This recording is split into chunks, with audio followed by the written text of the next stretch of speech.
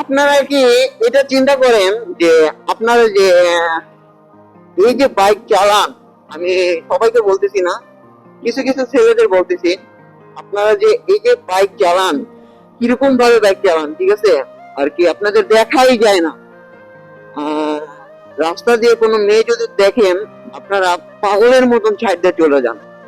ধরেন আপনি বাইকটা নিয়ে একটু পড়ে গেলেন, পড়ে যায় আপনার একটা বাম হাত না হলে একটা ডান হাত ভেঙে গেল।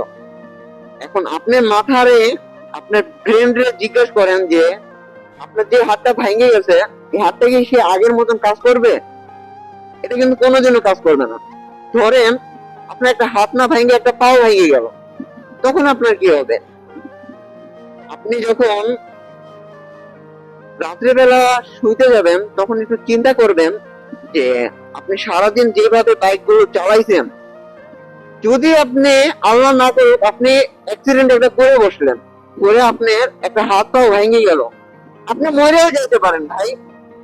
এমন না যে আপনি বাইকেও থাকবেন, আপনি মরেও যেতে পারেন, মাথায় একটা আঘাত করে আপনি মরেও যাবেন। এখন ধরেন আপনার একটা হাত পাও ভেঙে গেল ভাই, আপনার লাইফটা পুরো হেল হয়ে যাবে।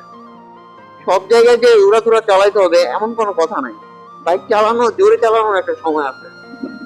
তো সেফলি বাইক রাইড করবেন, এটুকুই ভাই। আবার অনেকে এসে বলবে কি, তুমি কে, তুমি তো পাগলের মতন বাইক চালাও। আমি তো চালাই ভাই, জ্ঞান দিতেছি ভাই আপনাদের, ঠিক আছে? তো সেফলি বাইক রাইড করবেন, ঠিক আছে? নিজের প্রতি খেয়াল রাখবেন।